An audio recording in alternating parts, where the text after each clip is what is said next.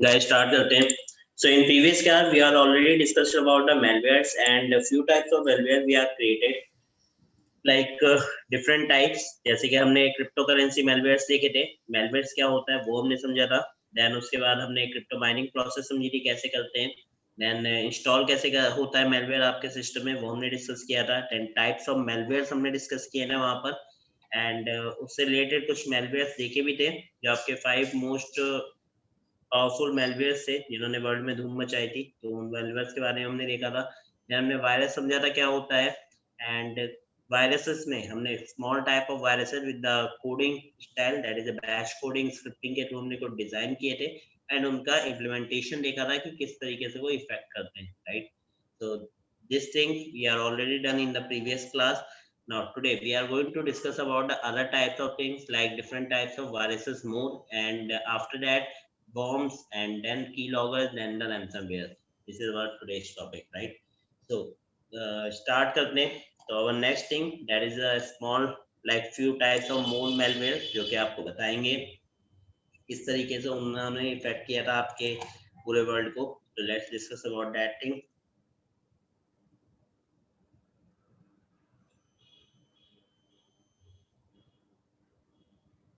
Growing businesses need a hosting solution that is powerful yet easy to manage. Let's look at how.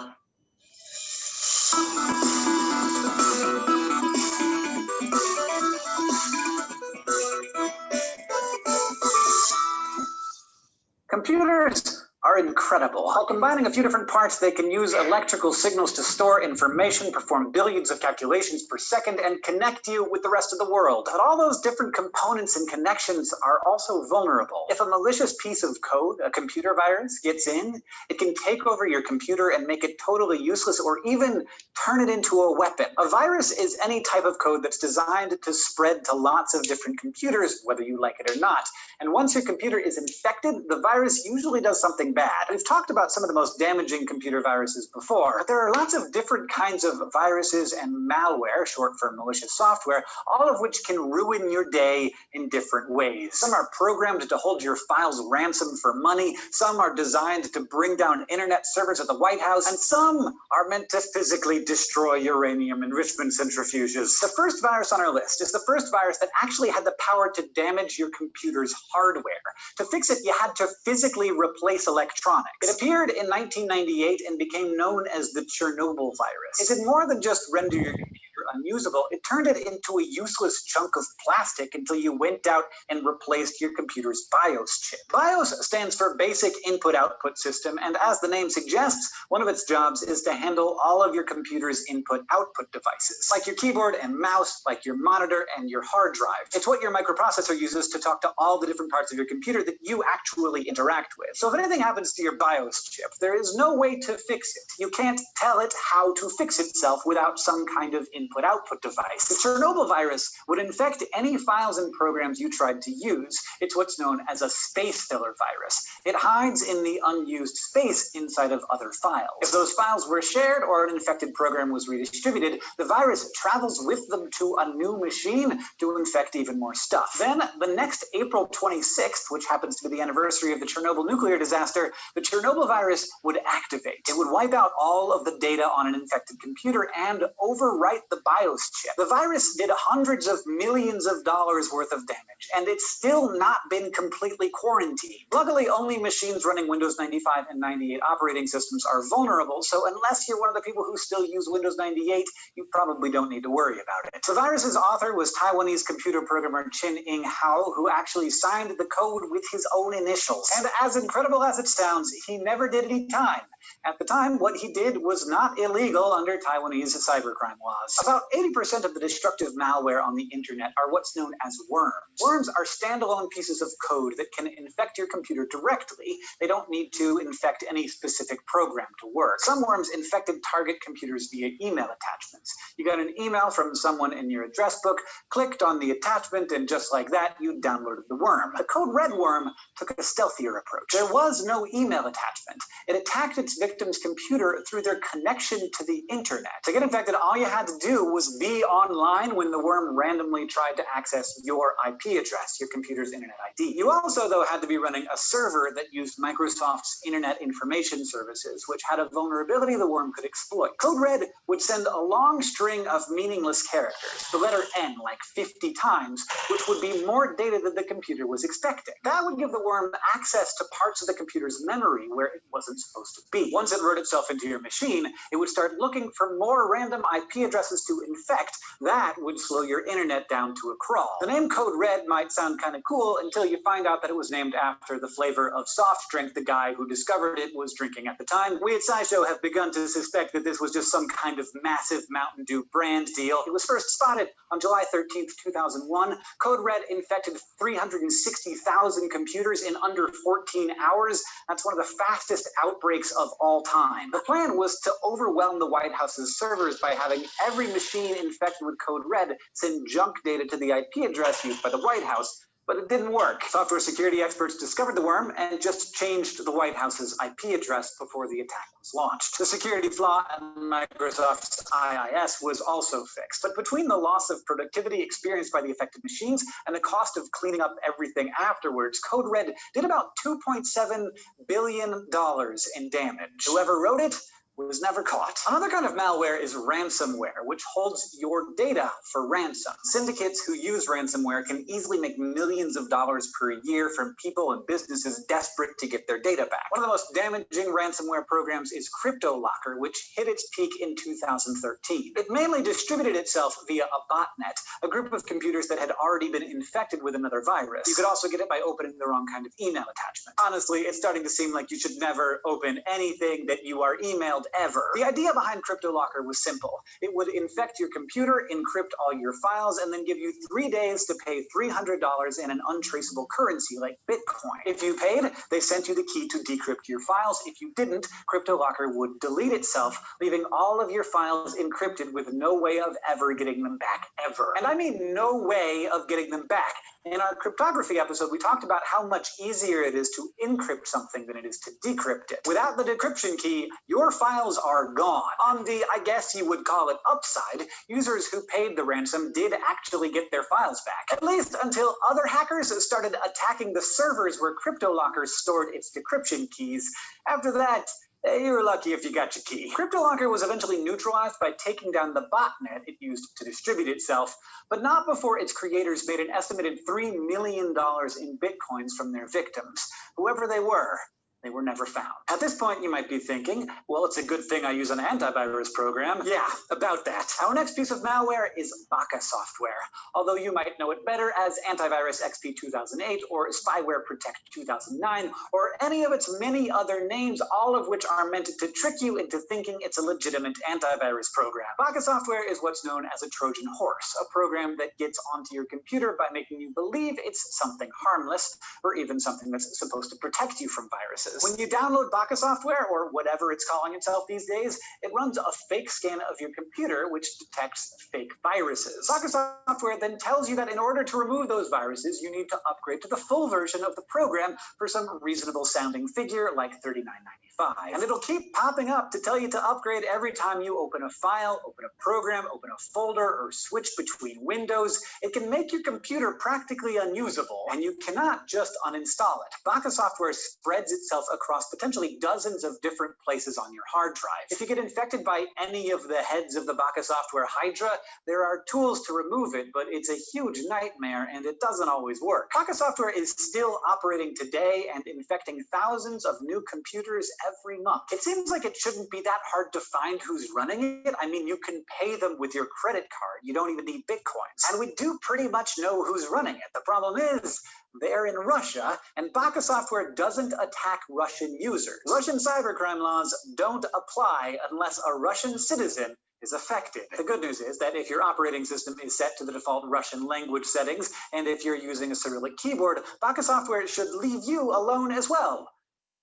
The last virus on our list you will not get from email attachments. You can't get it from a botnet. In fact, unless you are an Iranian nuclear scientist, you've got nothing to worry about. I'm talking about Stuxnet, the first known digital weapon deployed by a nation for strategic purposes. That nation was the United States, along with allies in Israel. Developed under the codename Olympic Games, Stuxnet was greenlit in 2006 under the Bush administration to slow Iranian nuclear development. The goal was to develop a virus that could take out the centrifuges powering uranium enrichment in the Natanz enrichment plant in Iran. That virus was Stuxnet, which was deployed in 2009. Stuxnet had to be carried into Natanz on thumb drives, either by double agents or unknowing accomplices. Once the thumb drive was plugged in, Stuxnet would deposit itself on the target computer. To avoid detection, it came with security certifications stolen from legitimate companies like Realtek and J-Micron Technology, both based in Taiwan. Once inside Natanz,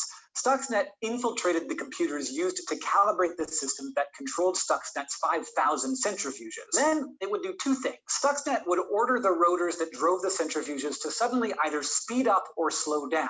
The rotors would crack and the centrifuges would break. At the same time, Stuxnet would intercept the information that this was happening before it reached the control centers where Natanz's nuclear technicians were watching. Instead, Stuxnet sent them data that said everything was going just fine. So the Iranian scientists knew that centrifuges were failing all the time, but they did not know why. With the kind of equipment used at Natanz, you would expect them to need to replace around 800 centrifuges a year. Instead, they were replacing up to 2,000 centrifuges every couple of months. In 2010, Stuxnet escaped Natanz on an Iranian engineer's laptop and started replicating itself all over the internet. So suddenly, everyone knew about it and wanted to figure out what it was. A global investigation followed as security specialists around the world did everything they could to figure out how Stuxnet worked and who was behind it. It took almost a year. Stuxnet was, at the time, by far the most sophisticated piece of malware ever created. So there are lots of different kinds of viruses and lots of different ways they can do damage. But you can avoid most of them as long as you don't open sketchy emails, download weird files, or try to create a nuclear enrichment program. Don't do that. Yes, also you might want to download an antivirus program. Just make sure it's not actually a virus in disguise. Thanks for watching this episode of SciShow. Guys, मैं आया? Yes, sir. तो ये आपके कुछ और type के viruses थे जिनको मार्केट में जो आए थे और इन्होंने काफी ज्यादा वर्ल्ड में इफेक्ट किया था डिफरेंट टाइप्स ऑफ सिस्टम्स को. Okay, so let's discuss about the types of viruses. So अगर हम टाइप्स ऑफ वायरसेस की बात करें, ये डिफरेंट टाइप्स के होते हैं. जैसे कि आपका ब्राउजर हाईजैकर. ब्राउजर हाईजैकर क्या करता है आपसे, लाइक आप किसी भी ब्राउजर को ओपन करते हो, आप किसी भी साइट पे क्लिक करते हो और वो आपके मल्टीपल साइट्स को ऑटोमेटिकली ओपन कर देता है. या फिर आपने जैसे ब्राउजर को ओपन किया, वो क्या करता है, मल्टीपल टैब्स ओपन कर देता है ऑटोमेटिकली. तो this type of virus is basically called as a browser hijacker. दूसरा होता है file infector. Now what is that file infector? File infector क्या है, जो किसी ना किसी एक अनदर फाइल या आपकी एग्जीक्यूटिव फाइल के साथ क्या होता है, अटैच होके आता है, यानी कि बाइंड होके आता है. उस टाइप के वायरस को हम बोलते हैं that is a file infector type of virus. Next होता है polymorphic virus. Now what is that polymorphic virus? आपके डेटा ऑपरेशंस में चेंजेस लाता है. चेंजेस किस तरीके करता है, आपके जो भी फाइल्स हैं उनको इंक्रिप्ट कर देता है, आपका डेटा इंक्रिप्ट कर देता है ताकि आप उसे रीडेबल परमिशन में रीड ना कर पाओ. ठीक है, so that type of virus are basically called as a polymorphic virus. Next होता है मैक्रो वायरस. मैक्रो वायरस क्या काम करता है, किसी भी इंस्ट्रक्शंस को सब इंस्ट्रक्शंस में डिवाइड कर देता है, एक बिग इंस्ट्रक्शन को. जैसे कि सपोज दैट आप किसी प्रोग्राम को रन करना चाहते हो, आप रन करते हो, वो एक बार में रन नहीं होता, 3 से 4 बार आप उसको रन कराते हो, then that type of program is basically going to run, right? So this type of virus are basically called as a macro type of virus. Next होता है आपका boot sector virus. Boot sector virus क्या होता है, जो कि आपके boot menu पे जाके सेट हो जाता है. Boot menu in the sense startup menu पे. लाइक हमारे सिस्टम के अंदर कुछ डायरेक्टरीज होती हैं बूट सेक्टर की. अगर हम उन डायरेक्टरीज को वहां पे सेट कर दे तो कोई भी वायरस अगर आता है तो बूट सेक्टर पे सेट हो जाएगा. देन उसके बाद आपका सिस्टम जब भी स्विच ऑन होगा, वो वायरस उस बूट डायरेक्टरी से ऑटोमेटिकली लोड हो जाता है. तो this type of virus are basically called as a boot sector virus. Next होता है आपका memory residence virus. Now what is that? Memory residence virus nothing will do. They are simply just consume your memory in your system. जो भी आपका system है उसके अंदर से जितनी मेमोरी कंज्यूम कर सकते हैं ज्यादा, they are simply consuming the memory. They are not going to damage any type of operations, any type of files, any type of programs. They are just simply consume the memory of your system. So these type of virus are basically called as a memory resistance virus. Okay. सो ये कुछ viruses थे जो यहाँ पे हमें ज्यादातर देखने को मिलते हैं सिस्टम्स के अंदर. If you want to learn about the more type of viruses, you just go on the Google and search it over there and you have to see the result कि और किस टाइप के viruses हो सकते हैं. Clear है? Yes, sir. Yes, sir. हाँ sir. बढ़िया. सो अब नेक्स्ट टाइप ऑफ वायरस के पास आते हैं, दैट इज द वॉर्म्स. ठीक है, वॉर्म्स क्या होते हैं आपके? तो if we are talking about the worms अभी हमने वीडियो में भी देखा था. Worms are basically a self replicating malware that duplicate itself to spread uninfected computer. ये आपके सिस्टम की किसी फाइल को किसी भी तरीके से इफेक्ट नहीं करते हैं. पहली चीज, they are simply replicate itself, अपने आप को खुद से रेप्लिकेट करते हैं. एंड रेप्लिकेशन प्रोसेस के साथ साथ आपके जो भी, अगर आप इन्हें डिलीट करते हो तो ये क्या होते हैं, खुद से जनरेट भी हो जाते हैं. तो this type of things, this type of effect are basically done by the malwares, worms type of malwares. And worms often use a part of an operating system that are automatically and invisible to the user. आप देखोगे अगर इसे, पहली बात तो आपको normally मिलते नहीं है. अगर आपको मिलते भी हैं तो ये आपको लुक्स लाइक ऐसे ही दिखते हैं कि यूजर के लिए इनविजिबल रहते हैं और सिस्टम का एक पार्ट आपको दिखता है. ऑपरेटिंग सिस्टम्स की कुछ फाइल्स बन जाती हैं ऑटोमेटिकली जो आपको लगता है कि ये सिस्टम की ही फाइल्स हैं. So it is common for worms to be noticed only when their uncontrolled replication consumes system resources, slowing or halting the other task. आप इनको केवल एक ही तरीके से आइडेंटिफाई कर सकते हो, या तो आपका सिस्टम बहुत ज्यादा स्लो चल रहा हो, ठीक है, अनवांटेड स्लो एप्लीकेशंस वहां पे आ रहे हो आपके ऑपरेशंस में, आप उसके तो इसको आइडेंटिफाई कर सकते हो. दूसरा आप आइडेंटिफाई कर सकते हो कि आपका पर्टिकुलर अगर कोई भी ऑपरेशन आप रन करते हो वो बहुत स्लो रन होता है, बिकॉज वहां पे क्या है, वो उस टास्क को मेमोरी फुल होने की वजह से वो टास्क इंप्लीमेंट नहीं हो पा रहा. राइट. सो उस केस में आप इसको आइडेंटिफाई कर सकते हो, सिस्टम स्लो हो जाता है. अदर रिसोर्सेज जो आप यूज कर रहे हो उसमें किसी तरीके का डिस्प्यूट क्रिएट करते हैं. So these type of things are basically done by the worms. और ये worms जो है वो सबसे ज्यादा आपको देखने को कहाँ पे मिलते हैं, आपके मोबाइल फोन्स पे. आप अपने मोबाइल फोन में कभी भी चेक करो तो आपके पास there lot of space. You know very well कि I have a like 20 GB space of mobile phone, 64 GB space of mobile phone.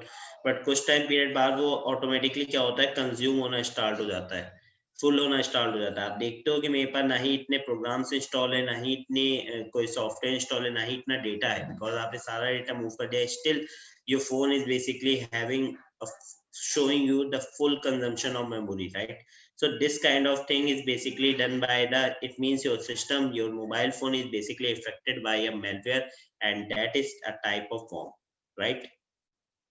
सो उससे आपको एक आइडिया लग जाता है कि किस तरीके के होते हैं. तो वॉर्म्स के लिए स्टक्सनक्स जैसे एक वॉर्म है, आप उसका यूज कर सकते हो. ठीक है, if you want you just go on the Google and download the Stuxnet software and just run it into a virtual machine. So you have to see the practical part कि किस तरीके से वो काम करता है. ठीक है, now let's discuss about the viruses के बारे में कुछ और देखते हैं. लाइक हमें पता चलेगा कि जो वायरसेस हैं वो किस तरीके से और भी चलते हैं आपके.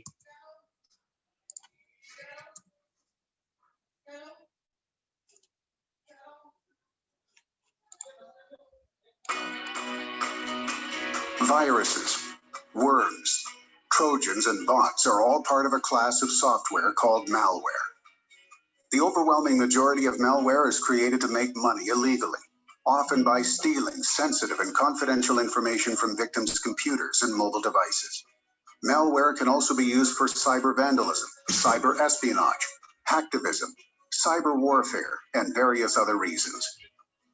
Malware can make entry onto your computer via questionable file downloads, visiting infected websites, or through email containing a seemingly benign link or attachment.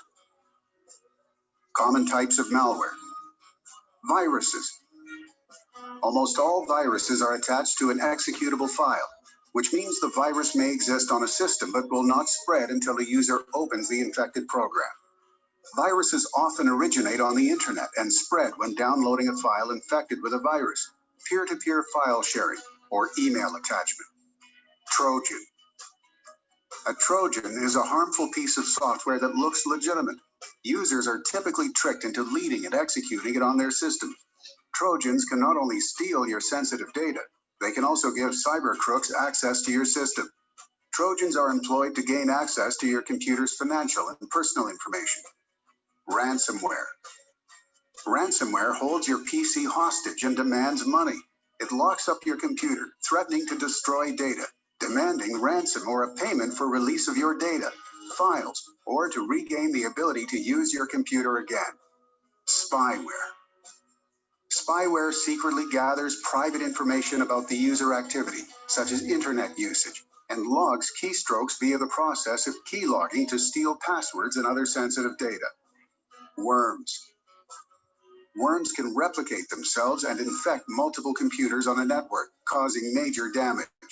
Network worms often use computer networks to spread, slowing down traffic and relying on security failures such as outdated operating systems and no antivirus programs installed. In contrast, viruses require the spreading of an infected host file. Worms are a standalone software and do not require a host or human help to spread. The best way to protect your system from malware is to keep your operating system clean by downloading regular patches, updates, and making sure that your computer is protected by the latest समझ में आया? अलग अलग type के viruses किस तरीके से work करते हैं, जो कैटेगरीज है हमारी. तो आप इस सेक्शन डाउनलोड कर सकते हो और उसको यूज करके देख सकते हो. बस I just prefer you just download in your virtual machine and after you will use it. Okay, now let's we discuss about the key loggers. ठीक है, की लॉगर्स क्या होते हैं? आपके another type of malicious code जिन्हें हम बोल सकते हैं. की लॉगर्स किस तरीके काम करते हैं? They are basically recording your keystroke that is whatever you will be typed और stored in a log file. आप जो भी चीज टाइप करते हो, देखो की लॉगर दो तरीके के होते हैं. एक तो की लॉगर्स होते हैं जो बेसिकली आपकी की स्ट्रोक्स को केवल रिकॉर्ड करते हैं, यानी कि जो भी आपने टाइप किया केवल उनको रिकॉर्ड करते हैं. एंड दूसरे टाइप के की लॉगर्स होते हैं कि आप जो भी चीजें वहां पे ओपन कर रहे हो उनके स्क्रीनशॉट्स भी लेते हैं. तो आज की डेट में स्क्रीनशॉट्स वाले की लॉगर बहुत ज्यादा फेमस है क्योंकि यूज करे जाते हैं. तो हम दोनों टाइप के देखेंगे किस टाइप से होते हैं और कैसे यूज करते हैं उनको. नाउ यहाँ पे की लॉगर जो है बेसिकली अगर हम स्टोरेज की बात करें तो on the basis of storage they are of two types. पहला होता है लोकल स्टोरेज ऑफ की लॉगर, दूसरे होते हैं रिमोट स्टोरेज ऑफ की logger. Now what is the difference between both of them? Local storage key logger किस तरीके से काम करते हैं?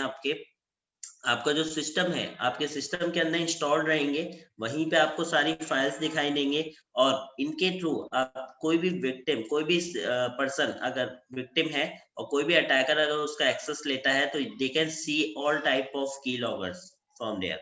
सो वहां से आपको लिख सकते हैं लाइक आपके की स्ट्रोक जो भी लॉग फाइल्स रिकॉर्ड हुई हैं तो उन्हें बोलते हैं storage key logger, local storage. And remote storage में क्या होता है कि आप जो भी चीजें बनाओगे वो आप सेंड होती रहेंगी ऑटोमेटिकली. ये भी आपके लोकल सिस्टम पर ही इंस्टॉल होते हैं, बट स्टिल यहाँ पे एक प्रोसेस होती है कि इसमें आप मेल आईडी डाल के उसको सेंड करा सकते हो किसी विक्टिम के पास. तो that type of thing is basically done by the remote storage of key loggers. ठीक है, आप वहां पे आपने एक बार इंस्टॉल करा दिया, उसके बाद आप यहाँ पे बैठ के उसको पूरा देख सकते हो. तो that type of key loggers are basically called as a remote storage of key loggers, जिनके लिए हमारे पास दो तरह के की लॉगर्स हैं. एक तो अर्डमैक्स की लॉगर है, एक हुकर की लॉगर है. जो सबसे ज्यादा मोस्ट पॉपुलर है और सबसे ज्यादा यूज किए जाते हैं. The one more keylogger that is a Refog keylogger, हम उसका भी यूज करते हैं. So I am just going to show you a type of की logger that is the name of Refog. ठीक है, तो हम रिफॉग की लॉगर देखेंगे किस तरीके से यूज करते हैं और किस तरीके की एक्टिविटीज वो परफॉर्म करते हैं.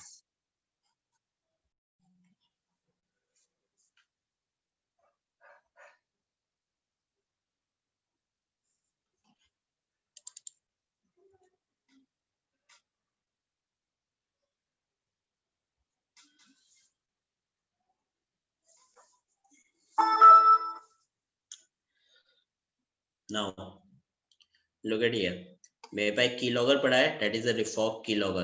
This keylogger is already installed in my system. आप इसे इंस्टॉल कर सकते हो. इसको डाउनलोड करने के लिए इसका ऑफिशियल लिंक है. You just go on the official website of refog keylogger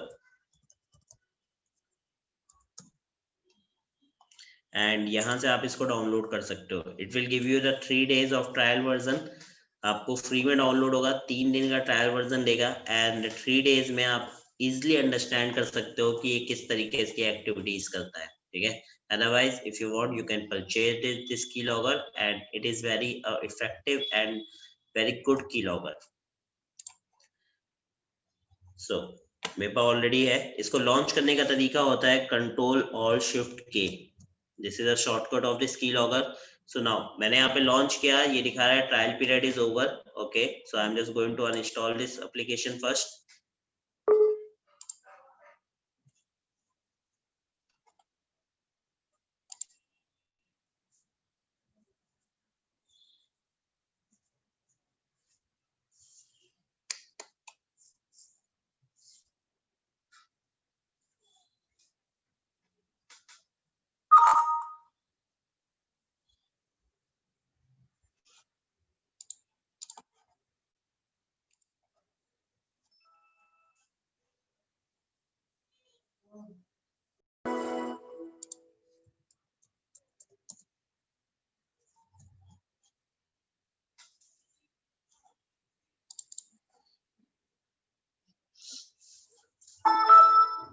Now guys, installation process देख लो इसकी किस तरीके से करते हैं। Just double click on the epoch keylogger. It's a very simple process. There is no rocket science. Next आपको क्या करना है, यहाँ पे लेना है आपके पास कुछ ऑप्शंस आएंगे कि आप इस सॉफ्टवेयर को मॉनिटर करने के लिए क्यों इंस्टॉल कर रहे हो, the what's your purpose. So I am just going to select a purpose that is my kit for computers and just click to next. आपको यही लेना है। अगर आप एम्प्लॉयज या माई ओन कंप्यूटर लोगे तो उस केस में आपसे कुछ और सेटिंग्स आएगा, तो बेटर है कि you just go to the my kits computer and just click to next. Next करने के बाद आपको एग्री पे जाना है, एग्री करना है and just set the password of your system. आपके सिस्टम का पासवर्ड मांगता है रन करने के लिए, just give the password and कहाँ पे इंस्टॉल हो रहा है you can see the directory also, right. C के अंदर, विंडोज के अंदर, SPYWARE 64 के अंदर, MPK के अंदर का इंस्टॉल हो रहा है, right. Just click to install, it will take few seconds and after that this software is ready. So this is a shortcut to launch this software, like Alt Control Shift K.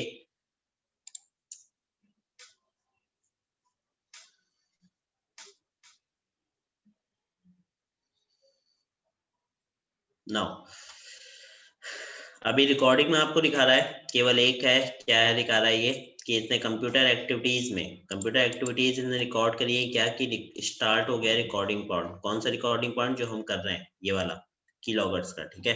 अब इसमें आपको थोड़ी सी settings करनी पड़ेंगी, then आप इसको better way में use कर पाओगे। सेटिंग्स में आपको टूल्स पे जाना है, just click to the settings panel and यहाँ पे आपको मिलेंगे अलग अलग टाइप्स की सेटिंग, जैसे कि स्ट्रोक टाइप्स में किस टाइप के लेने हैं। मैंने कहा show non printing characters also and just click to apply. दूसरे स्क्रीनशॉट्स कब कब लेना है आपको, मैंने कहा स्क्रीनशॉट लो एवरी 2 सेकंड्स पे एंड इसको सेकंड्स कर दिया। Make a screenshot when window are open, make a screenshot when mouse click and don't make a screenshot when user is idle. Okay, ये हम नहीं लेंगे। फुल स्क्रीन के स्क्रीनशॉट चाहिए, जस्ट क्लिक टू अप्लाई। दूसरा social networkings में आपको किसके मिलेंगे, लाइक पासवर्ड प्रोटेक्शन, फेसबुक के आपको मिल जाएंगे यहाँ पर, ठीक है। चैट्स के आपको मिल जाएंगे, ठीक है। किसका, स्काइप का है। वेबसाइट के स्क्रीनशॉट लेने, मैंने कहा ओके जी, वेबसाइट का स्क्रीनशॉट ले लो एवरी 2 सेकंड्स पे and just click to apply. Now just go to the clipboard, आप क्लिपबोर्ड पे ले सकते हो। यहाँ पे प्रोग्राम एक्टिविटीज में है आपके पास अलग अलग, लाइक एप्लीकेशन फिल्टर्स आप यहाँ पे यूज कर सकते हो। एप्लीकेशन फिल्टर्स में किस टाइप के फिल्टर्स आपको यहाँ पे ऐड करने हैं, ये रहे आपके लॉग फाइल्स के, है ना, तो आप यहाँ से ऐड कर सकते हो। या प्रोग्राम एक्टिविटीज में जाके computer activities, alarm and trigger, ये रहे सारे अलार्म एंड ट्रिगर्स आपके। वेबकैम स्क्रीनशॉट लेना चाहते हो तो वेबकैम का स्क्रीनशॉट ले लेगा। Okay, my virtual machine is not having a webcam facility, so that's why I'm not going to show you how to take a screenshot. If you want to show that thing, just install this keylogger into your main operating system and after you will see the screenshots also, like this snapshot also, right now. उसके बाद call record लेगा आपकी, अगर आप कोई ऐसा phone use करते हो या फिर इसके अंदर कोई सर्विस यूज करते हो जस्ट लाइक स्काइप समथिंग, तो उसके आपके कॉल रिकॉर्ड्स ले लेगा। फाइल ट्रैकिंग आप यहाँ से कर सकते हो, क्या file track is supported for Windows Microsoft window explorer only, जो भी आप फाइल्स एक्सप्लोरर के थ्रू ओपन करते हो उनको ये एक्सेस कर लेगा। लॉक साइज है ना, लॉक साइज जो है वो किसके लेना चाहते हो आप, इसके बाय डिफॉल्ट इसके अंदर जाके आपके इसके अभी तक 0 MB के लॉक साइजेस है, कोई भी स्पेस से यूज नहीं किया है, ठीक है। अनहाइड ऑप्शंस में अगर आप जाओगे तो आपका रन कमांड जो है रिफॉक को रन जो करता है, या तो आप रिफॉक करके रन करा सकते हो, रन के ऊपर जाके, या फिर हॉट की कंट्रोल शिफ्ट ऑल्ट के यूज कर सकते हो। If you want you can change it also. Magic word कुछ यूज करना चाहते हो तो you just right a magic word also, ठीक है। इनविजिबिलिटी जो है इसकी, इसमें आप सेटिंग्स में जाके कॉन्फ़िगरेशंस में इसकी चेंज कर सकते हो कि कहाँ कहाँ आपको दिखनी चाहिए, तो आपको इसके बारे में पहले पढ़ना पड़ेगा आर्टिकल्स में। ओके, पासवर्ड्स, आप अगर इसको कोई पासवर्ड प्रोटेक्शन देना चाहते हो, लाइक जब भी आप कंट्रोल ऑल्ट शिफ्ट के प्रेस करो तो आपसे पासवर्ड मांगे पहले ओपन करने के लिए, लाइक सपोज दैट किसी पर्सन ने रखा इंस्टॉल करके, किसी अटैकर ने और विक्टिम को पता चल जाए वो एक्सेस करना चाहे, ठीक है, तो इंस्टॉल के टाइम पे भी पासवर्ड मांगेगा फिर आपसे, तो अगर आपके पास नहीं होगा तो आप इंस्टॉल करने में आपको प्रॉब्लम्स होंगी। अब देखो ये है डिलीवरी ऑप्शंस, यहाँ पे क्या है कि अगर आप चाहते हो इसको एज अ रिमोट की लॉगर बनाना, ठीक है, तो आप यहाँ से ईमेल सेक्शन ओपन कर दो, इसका कह रहा है बाई करो, उसके बाद ये वाली प्रोसीजर अवेलेबल है। ओके, सो ईमेल में है, FTP है, फोल्डर्स है, आप ईमेल ऑन कर दोगे, ठीक है। ईमेल के बाद क्या होगा, आप अपनी मेल आईडी डाल दोगे यहाँ पे, उसके बाद जो भी आपकी की रिकॉर्ड इंस्टॉल होंगे वो किसके बाद एवरी 60 मिनट्स पे, हर 60 मिनट के बाद आपके पास पहुंचते रहेंगे एज ए HTML फाइल। आप चाहो तो एज ए जिप फाइल भी करा सकते हो, but this function is only work over the paid users. तो आप दो तरीके से ले सकते हैं, तो ईमेल के थ्रू ले सकते हो या फिर FTP सर्वर के थ्रू ले सकते हो। So if you have FTP server just paste the link here and उसके बाद आप उसका भी यूज कर सकते हो। दूसरा अलार्म्स है, कुछ अलार्म्स में आप यहाँ पे सेट कर सकते हो इनेबल अलार्म, यानी कितने टाइम पीरियड बाद आपके पास एक नोटिफिकेशन आ जाए कि की रिकॉर्ड्स रिकॉर्ड हो गए हैं, ठीक है, तो उसके लिए आप अलार्म सेट कर सकते हो।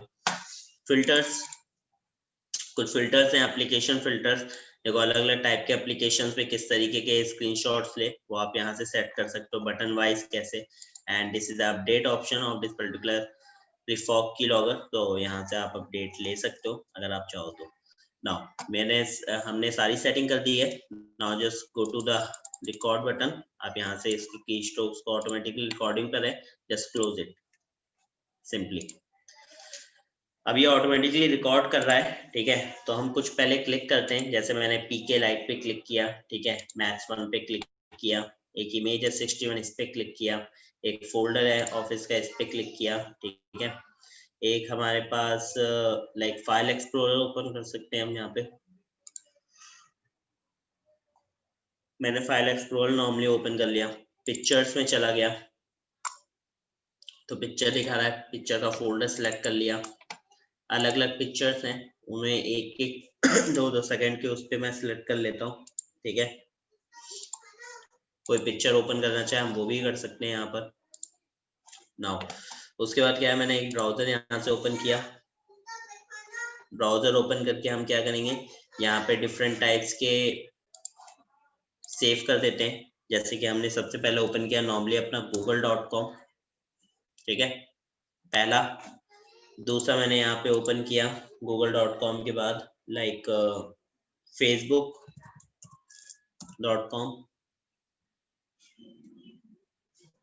ठीक। अब जैसे मैं यहाँ पे एक और ओपन करता हूँ Gmail,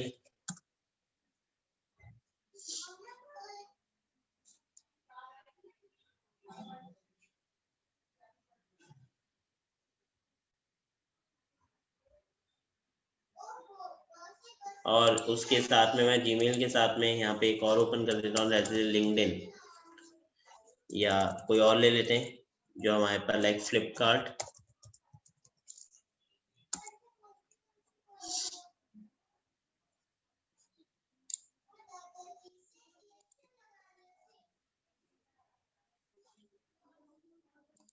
साइन इन पे हम गए, साइन इन पे जाके हमने कोई सी मेल आईडी यहाँ पे सेट कर दी, मेल आईडी जस्ट लाइक हमने यहाँ पे यूज करी abc@gmail.com।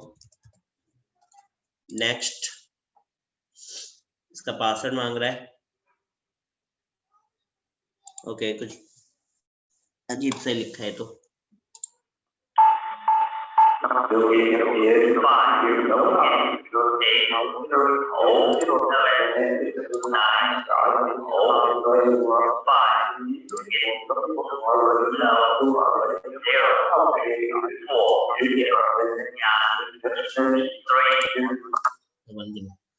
ठीक है।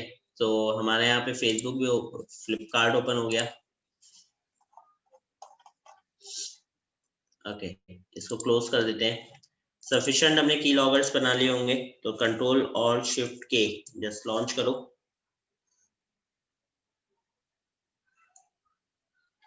And now look at here, यहाँ से आपसे कह रहा है 3 days remaining, just click to buy letter.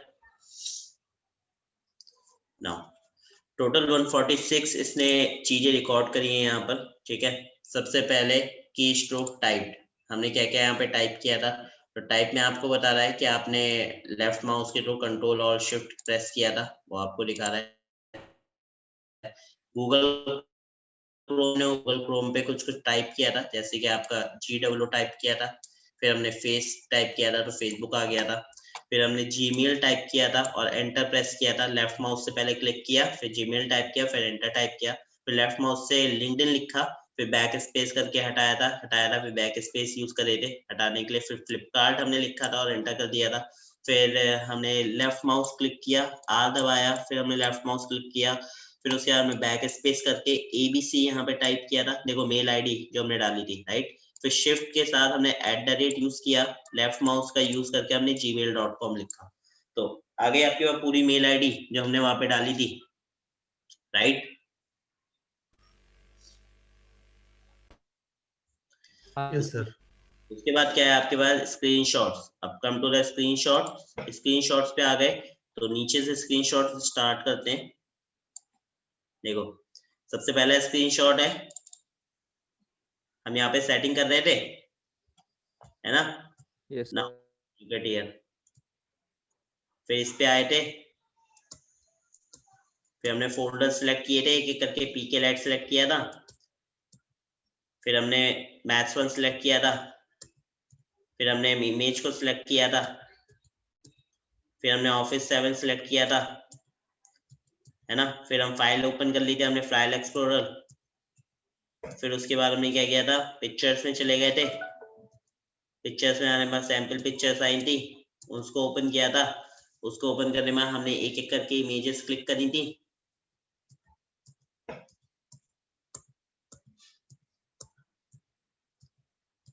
Images click कर देखो हो रही है, फिर हमने बंद कर दिया। फिर हमने क्या किया, गूगल ओपन किया सबसे पहले। फिर उसके बाद हमने फ्लिपकार्ट लिखा, फेसबुक ओपन किया, ये देखो जीमेल ओपन हो रहा है।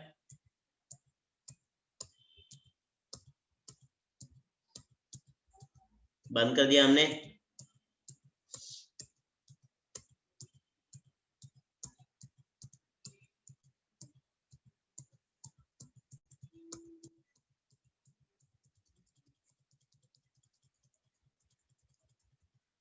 Now finish. तो समझ में आया किस तरीके से हमने निकाले स्क्रीनशॉट, कैसे मिलते हैं हमें। Yes, sir. नेक्स्ट है सोशल नेटवर्क। तो हमने सोशल नेटवर्क में तो कुछ किया नहीं है, तो इसलिए सोशल नेटवर्किंग में आ नहीं रहा। चैट में हमने स्काइप वगैरह कुछ नहीं यूज किया।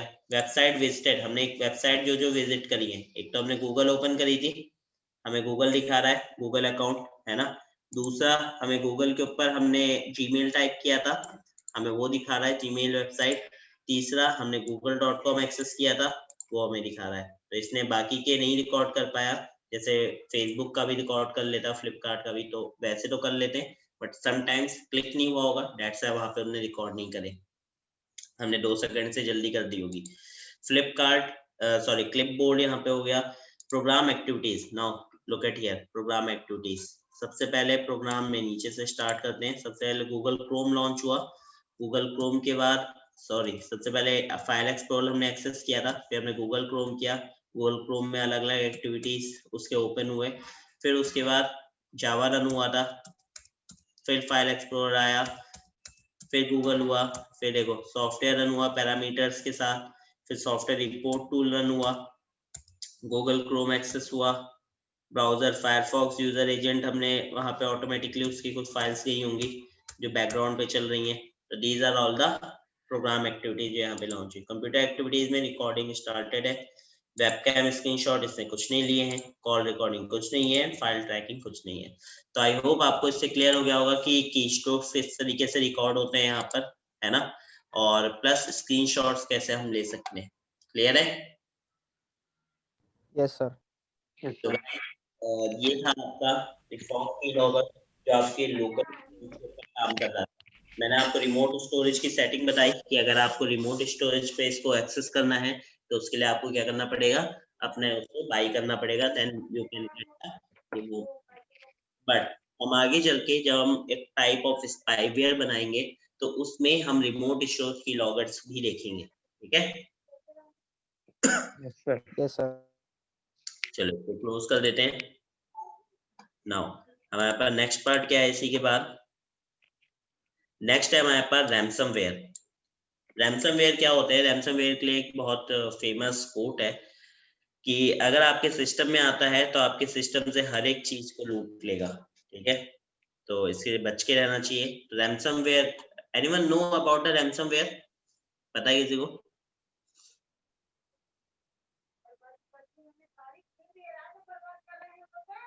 नाइस, नहीं सर। ओके। देखो रैंसमवेयर क्या है, रैंसमवेयर आपके दो उस पे काम करता है, यानी कि रैंसमवेयर दो तरीके के होते हैं, या तो वो आपके लॉकर्स रैंसमवेयर होते हैं या तो आपके क्रिप्टो रैंसमवेयर्स होते हैं। क्रिप्टो यानी कि आपके फाइल्स को एन्क्रिप्ट करते हैं, लॉक यानी कि आपके फाइल्स को लॉक कर देते हैं ताकि आप उसके अंदर से किसी भी टाइप का डेटा को एक्सेस भी ना कर पाओ। ठीक है, सो रैंसमवेयर करता क्या है, अगर आपके सिस्टम में आता है तो अलग अलग टाइप की एक्टिविटीज करते हैं ये, जो ही नहीं कि आपके लॉकर ही हो या क्रिप्टर्स ही हो। ठीक है, so let's see a small video so we will easily understand how the ransomware are basically going to work.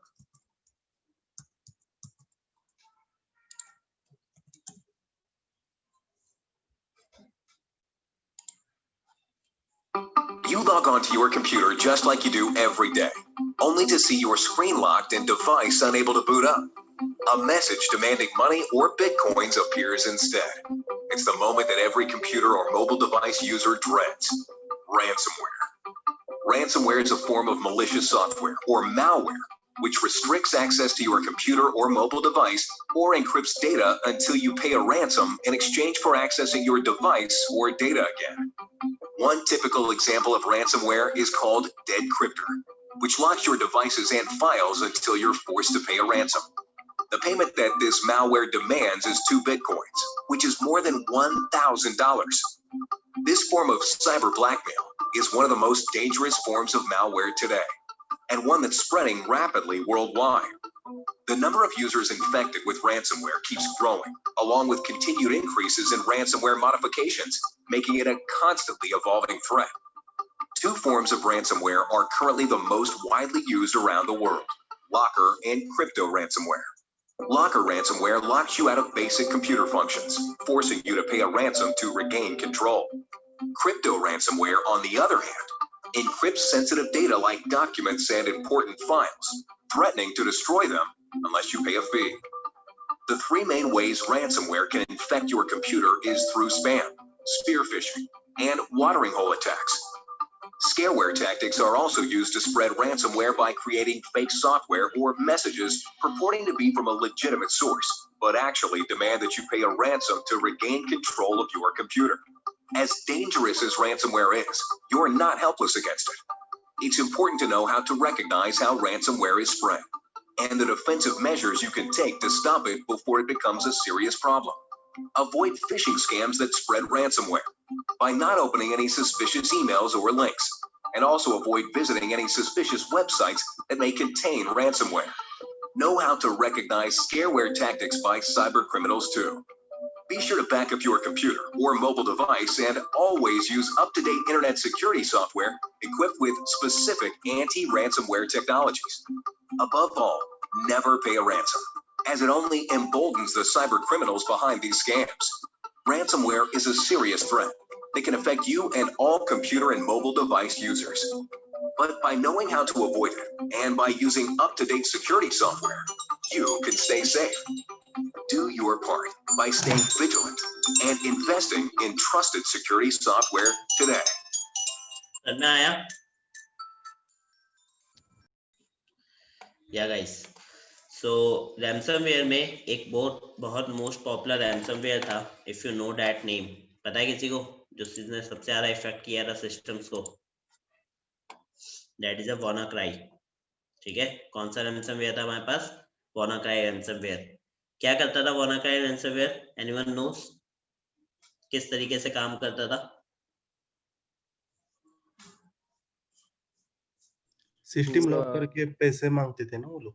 Exactly, आपके फाइल्स को लॉक कर देते थे, कुछ रेप्लिकेशंस ऑफ फाइल क्रिएट कर देते थे, मल्टीपल फाइल्स, देन उसके बाद आपसे मनी की डिमांड करते थे कि अगर आपने इतने टाइम पीरियड में, ये लाइक आपके पास 2 दिन का टाइम है, आपने अगर बिटकॉइंस पे $300 नहीं सेंड किए तो उसके बाद क्या होगा, आपकी सारी फाइल क्रिप्ट हो जाएंगी और उन्हें डिक्रिप्ट नहीं कर पाओगे आप। प्लस इसका मतलब ये नहीं था कि बहुत से लोगों ने किए भी थे पेमेंट, बट स्टिल उनकी कोई भी फाइल जो है वो डिक्रिप्ट नहीं हुई थी, because that the thing is not possible. तो वहां पे क्या है, अगर आपके पास रैंसमवेयर आता है तो आप सबसे पहली चीज है कि आप पेमेंट मत करो, एंड दूसरी थिंग जो थी आपकी कि आप बच के रहो कि आप कोई भी अनवांटेड थिंग्स पे क्लिक करके उसे इंस्टॉल ना करो, ताकि आपके सिस्टम के अंदर रैंसमवेयर ना इंस्टॉल हो। सो एक स्मॉल सी वीडियो है जो आपको कंप्लीट बताएगी कि रैंसमवेयर जब आया था WannaCry तो किस तरीके से इफेक्ट करता था, प्लस उसके साथ में जब ये इफेक्ट करता था तो उससे इफेक्ट जो होता था उसको हटाया कैसे गया था। ठीक है, तो दोनों चीजें आपको क्लियर करेगा कौन सा WannaCry रैंसमवेयर की छोटी सी video. So let's see a small video so we will easily understand.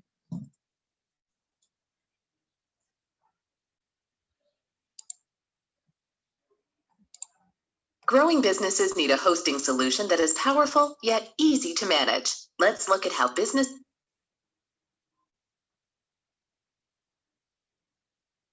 Guys, ransomware ने पूरी दुनिया में तबाही मचा के रखी है, तो इस वीडियो में आपको लाइव एक रैंसमवेयर मेरे खुद के कंप्यूटर में इंस्टॉल करके बताऊंगा, और बताऊंगा कि जब उसको इंस्टॉल करते हैं तो हमें क्या क्या चीजें देखने को मिलती हैं, हमारी कौन सी फाइलें एन्क्रिप्ट होती हैं, और इवन जब वो इंस्टॉल हो जाता है उसके बाद हम और क्या क्या कर सकते हैं। और इवन एक 22 इयर्स का एक हैकर है जिसने पूरा रैंसमवेयर पूरी दुनिया से सिर्फ और सिर्फ एक वेबसाइट रजिस्टर करके खत्म कर दिया। वो कैसे किया वो भी आपको बताऊंगा। सो हाय गाइस,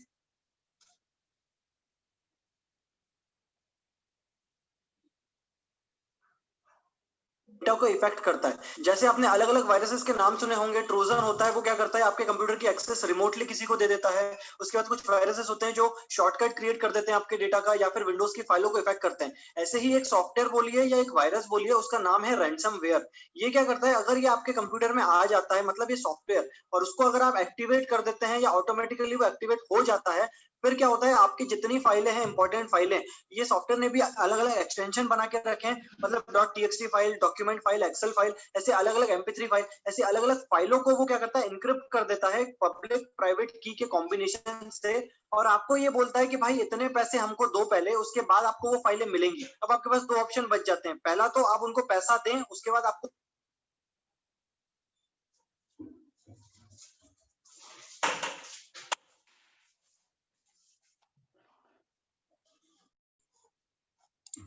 फाइलें मिलेंगी। अब आपके पास 2 ऑप्शन बच जाते हैं, पहला तो आप उनको पैसा दें, उसके बाद आपको भरोसा नहीं है कि वो सही करके देंगे, या फिर आप अपना कंप्यूटर जो है वो फॉर्मेट करिए। तो आप लोग सोच रहे होंगे कि भाई चलो ठीक है, जैसा भी है, ये मेरे तक कैसे पहुंचेगा।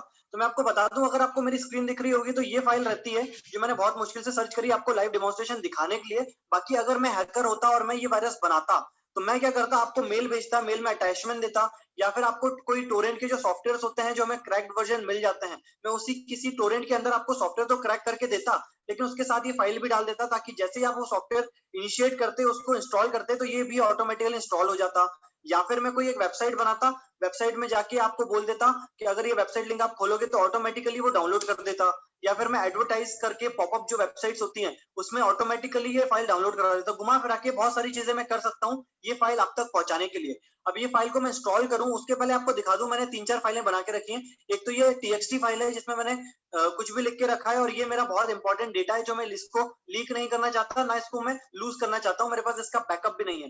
इंपॉर्टेंट डेटा में जाएंगे तो एक एक्सेल फाइल है, एक वर्ड फाइल है, एक txt फाइल है, और एक सिंपल लोगो है। अब आप सोच रहे होंगे ये वर्ड फाइल एक्सेल फाइल का लोगो नहीं आ रहा, तो इसमें भी मैंने माइक्रोसॉफ्ट वर्ड इंस्टॉल नहीं किया है। ये एक वर्चुअल मशीन है जो मैं वीम व्यूअर के अंदर चला रहा हूँ। तो ये वर्चुअल मशीन के अंदर सारी चीजें कर रहा हूँ। अगर मैं मेरे मेन सिस्टम पे करूंगा तो मेरा खुद का डेटा चला जाएगा। तो अब ये सारी फाइलें आपको दिख रही होंगी और इसी का मैंने एक जिप भी बना के रखा है। तो मैं देखना चाह रहा हूँ कौन कौन से एक्सटेंशन, कौन कौन सी फाइलों पे ये इफेक्ट करता है। आपको करना क्या है, ये है वो फाइल। अब ये फाइल को आपको सिर्फ डबल क्लिक करना है। मैंने ये डबल क्लिक करा, इसको रन कर दिया। अब होगा क्या, ये फाइल ऑटोमेटिकली बहुत सारी फाइलें ढूंढेगी पूरे सिस्टम में जो इनके एक्सटेंशन इन्होंने बनाए हैं कोडिंग में, .txt, डॉक्यूमेंट, एक्सेल। अब इसने जैसे कि ऑटोमेटिकली इसने मेरा पूरा वॉलपेपर पीछे चेंज कर दिया है। मेरी जो अभी फाइलें हैं वो अभी इनक्रिप्ट नहीं करी, अभी प्रोसेस चल रही है इस वायरस की। इसने ऑटोमेटिकली सारे फोल्डर्स में अलग अलग फाइलें बना दी हैं। मेरा जो डेटा है उसको इनक्रिप्ट कर रही है ये धीरे धीरे। अब ये देखिए ऑटोमेटिकली मेरे पास एक पॉपअप आ गया, इसमें बता रहा है भाई कि मेरे पास जो टाइम है, मुझे पेमेंट देना है 2 दिन 23 आवर्स 59 मिनट्स में। और ये जो मेरी फाइलें हैं, अगर मैं पेमेंट नहीं देता हूँ तो 6 दिन के अंदर मेरी ये फाइलें डिलीट कर देगा, ऐसा ये बोल रहा है। अब नीचे ये बोल रहा है कि भाई आप $300 मेरे को दे दो, ये बिटकॉइन का एड्रेस है। बिटकॉइन आपको नहीं पता है तो उसके ऊपर भी मैं एक वीडियो बनाऊंगा। तो आप बिटकॉइन के थ्रू अगर किसी को पैसे देते हैं तो आप ट्रेस नहीं कर सकते पैसा गया कहाँ। तो गवर्नमेंट क्या पूरा उसके ऊपर रूल नहीं है कि वो डिजिटल करेंसी है। अब ये बोल रहे हैं कि आप बिटकॉइन पे हमको $300 दे दो, उसके बाद ये आपकी फाइलें करके देंगे सही। तो यहाँ पे लिखा हुआ है कि भाई मेरे कंप्यूटर को क्या हुआ, मेरी फाइलों को क्या हुआ, मैं पे करूंगा तो क्या चीजें मिलेंगी। इवन इनका कस्टमर सपोर्ट है भाई। आप इस पे क्लिक करो, यहाँ पे कुछ लिखो तो इनके पास मेल जाएगा, फिर वो आपको रिप्लाई करेंगे, पता नहीं क्या क्या होगा। तो अब ये है कि आपको पैसा देना है, पैसा देने के बाद चेक पेमेंट करेंगे तो ये कनेक्ट करेगा सर्वर से, और बिटकॉइन के सर्वर से कनेक्ट करके बताएगा कि भाई आपका पैसा रिसीव हुआ कि नहीं हुआ। अब पहली सजेशन तो मेरा ये रहेगा, अगर ये वायरस आ जाता है आपके कंप्यूटर में तो पैसा तो बिल्कुल नहीं दीजिए, क्योंकि ये पैसा लेने के बाद भी आपके पास श्योरिटी नहीं रहेगी कि सही करके देंगे। तो सबसे पहले तो आप देखिए, जो मैंने यहाँ पे एक इंपॉर्टेंट टेक्स्ट बनाया था वो कहाँ गया भाई। मेरा बहुत इंपॉर्टेंट टेक्स्ट था, लाखों की फाइलें थी वो तो गायब ही हो गई है, पता नहीं कहाँ गया। चलो इंपॉर्टेंट डेटा में जाते हैं। इंपॉर्टेंट डेटा में भाई ये क्या हो गया, मतलब मेरी एक्सेल फाइल है, मेरा जिप फाइल भी इन्होंने हटा दी है, इंपॉर्टेंट टेक्स्ट जो था वो भी हटा दिया, लोगो भी हटा दिया। बार बार मुझे ये पॉपअप बोल रहे हैं भाई पेमेंट दो, पेमेंट दो। अब यहाँ पे मेरी विंडोज फाइल भी चली गई। तो सबका लास्ट में आप देखोगे एक्सटेंशन तो WNCRY आ गया है। मतलब अगर मैं फाइल ओपन भी करना चाहूंगा तो ये ओपन नहीं होगा। इनने हर फोल्डर में ये ऑटोमेटिकली इनने दे दिया कि आपको इसमें कुछ समझ नहीं आया तो उसको डबल क्लिक करो, इसमें यहाँ पे पेमेंट आ जाएगा। तो मेरा सजेशन रहेगा, आप कोई ऐसे फालतू मेल ना ओपन करें, फालतू अटैचमेंट ना ओपन करें, स्पैम मेल ना ओपन करें, कोई फर्जी वेबसाइट ना ओपन करें। और इवन अगर आप कोई टोरेंट डाउनलोड करते हैं तो एंटीवायरस यूज करें। इवन मैंने ऐसे भी केसेस देखे हैं जिनके पास लाइसेंस्ड वर्जन एंटीवायरस था, मैं नाम नहीं बताऊंगा, बट वो लाइसेंस वर्जन एंटीवायरस ने भी कुछ नहीं किया, उसके बाद भी ये रैंसमवेयर आया है। अब ये रैंसमवेयर क्यों आया है, क्योंकि जो सिक्योरिटी पैच देना चाहिए माइक्रोसॉफ्ट को वो उन्होंने नहीं दिया।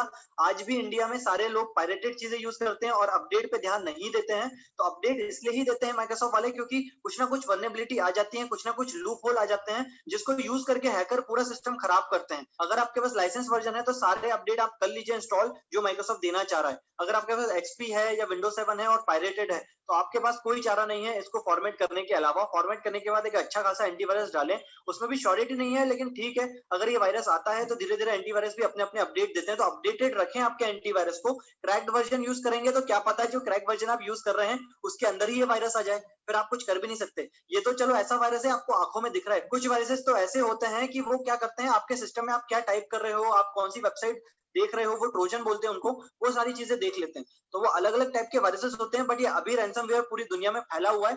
अब बात आती है भाई कि एक इंसान है जिसने ये पूरा रैंसमवेयर खत्म कर दिया सिर्फ और सिर्फ एक डोमेन नेम रजिस्टर करके। वो कैसे, चलिए आप अपन वो देखते हैं। सो गाइस, मालवेयर टेक नाम का ये सिक्योरिटी रिसर्चर है, ये हैकर है जिसने ये पूरा मालवेयर जो है हमारा रैंसमवेयर, WannaCry रैंसमवेयर, उसमें रिसर्च करी और इसने ये पाया, इसमें पूरी रिसर्च उसने समझाई, उसने क्या क्या किया। उसने बहुत सारी चीजें उसको इनक्रिप्ट करना चाहा, मतलब उसको समझना चाहा कैसे वो काम करता है। तो इनके पास एक कोड इनको समझ आया, इस कोड में A for else है। अगर एक प्रोग्रामिंग स्टूडेंट है आप तो आप समझ सकते हैं कि अगर ये कंडीशन फॉलो होगी तो ये चलेगा या फिर ये चलेगा। तो जिसने भी WannaCry बनाया था, जो भी हैकर ने बनाया था, उसको शायद ये पता था कि अगर उसने उसके अंदर कंट्रोल नहीं रखा उसका, कि अगर उसने फैला दिया और उसके हाथ में भी फिर कंट्रोल नहीं है इसको बंद करने का, तो उसने एक कोडिंग इसमें लगा के रखी थी। उसमें 10-15 लेटर का डोमेन था। डोमेन मतलब वेबसाइट, 10-15 letter.com करके एक वेबसाइट है, वो रैंडमली इसमें जनरेट हो रही थी। वो वेबसाइट पे ये जो WannaCry है वो इसके अंदर एक HTTP रिक्वेस्ट सेंड करता था उस डोमेन पे। अगर वो डोमेन रजिस्टर्ड है, मतलब वो डोमेन के अंदर कुछ कंटेंट है, तो वो ये वाला इफ वाली कंडीशन चलेगी। अगर उस डोमेन में कंटेंट नहीं है या वो कनेक्ट नहीं होता है उस डोमेन से, तो वो एल्स वाली कंडीशन चलेगी। तो इस वाले केस में हुआ ये कि सिक्योरिटी रिसर्चर ने पाया कि एक डोमेन है जो अनरजिस्टर्ड है, तो उसने बस वो $10 मतलब $600 में उन्होंने वो डोमेन रजिस्टर कर लिया, इस हैकर ने, मालवेयर टेक ने। और उसके बाद हुआ ये कि जहां ये रैंसमवेयर फिर जा रहा था, इफ और एल्स की कंडीशन उसके अंदर पहले से ही इनबिल्ड थी, तो एक रिक्वेस्ट जाती थी उस डोमेन पे और वो अगर वहां से रिप्लाई आ जाता तो फिर ये जो है रैंसमवेयर ये काम नहीं करता, ये वहां पे एग्जिट मार देता। तो यही चीज उसने पता लगाई और ये कहीं ना कहीं हैकरों ने खुद बनाई थी, क्योंकि उनको पता था कहीं ना कहीं उनको किल स्विच उसमें लगाना पड़ेगा। अगर कभी उनके सिर पे आई कि इसको बंद करना है या कुछ भी करना है, तो उनके हाथ में उन्होंने रखने के लिए उन्होंने 15-20 लेटर का डोमेन एक इसके अंदर इनबिल्ट डाल के रखा था। उनको पता था जब भी उनको ये बंद करना होता, वो डोमेन सिंपल रजिस्टर कर लेते, वो वेबसाइट ओपन कर देते और ऑटोमेटिकली चारों तरफ जहां जहां रैंसमवेयर चल रहा था वो बंद हो जाता। वही चीज ये मालवेयर टेक ने करके दिखाई। इसने पूरी मेहनत करके इसमें निकाला ये डोमेन कौन सा है और उसने खुद रजिस्टर किया, और वो बोल रहा है कि एक्सीडेंटली उसको पता नहीं था, इससे पूरी दुनिया का जो अटैक चल रहा है वो बंद हो जाएगा। ग्लोबल साइबर अटैक जो चल रहा है वो एक्सीडेंटली बंद हो गया ये सब करने के बाद। तो गाइस इस तरह इस हैकर ने पूरे ग्लोब में जो चल रहा था साइबर अटैक उसको कहीं ना कहीं थोड़ा कम करा है। नहीं तो अभी 2-3 दिनों से बहुत चीजें चल रही थी, लेकिन जब से वो डोमेन रजिस्टर किया है इसने, तब से ये चीज सही हो गई। अब बात ये आ रही है कि और हैकरों को पता चल गई है ऐसी कोई वल्नरेबिलिटी है, तो अब कहीं ना कहीं इसका सेकंड वर्जन आएगा या थर्ड वर्जन आएगा, वो हैकरों के ऊपर है। दूसरे हैकर ग्रुप भी अब इसमें एक्टिव हो गए हैं सब चीजों के लिए। तो मेरा सजेशन ये रहेगा, अगर आपके इस कंप्यूटर पे ये वायरस आ गया है तो आप फाइलें संभाल के रखें और फॉर्मेट कर लें कंप्यूटर को, क्योंकि अभी मे बी और सिक्योरिटी रिसर्चर काम कर रहे हैं वो फाइलों को डिक्रिप्ट करने के लिए। तो मे बी आने वाले दिनों में अगर डिक्रिप्ट का कुछ ऑप्शन आता है तो आप कर सकते हैं, लेकिन अभी हाल फिलहाल अगर आपकी फाइलें एनक्रिप्ट हो गई हैं तो आप डिक्रिप्ट नहीं कर सकते। अगर आपको ये वीडियो अच्छा लगा है तो प्लीज आप इसको लाइक करिए। गाइस समझ में आया? हाँ सर। सो ये है आपका WannaCry टाइप और रैंसमवेयर। सो आई होप आपको ये चीज क्लियर हो गई किस तरीके से इसने किया था WannaCry ने, राइट?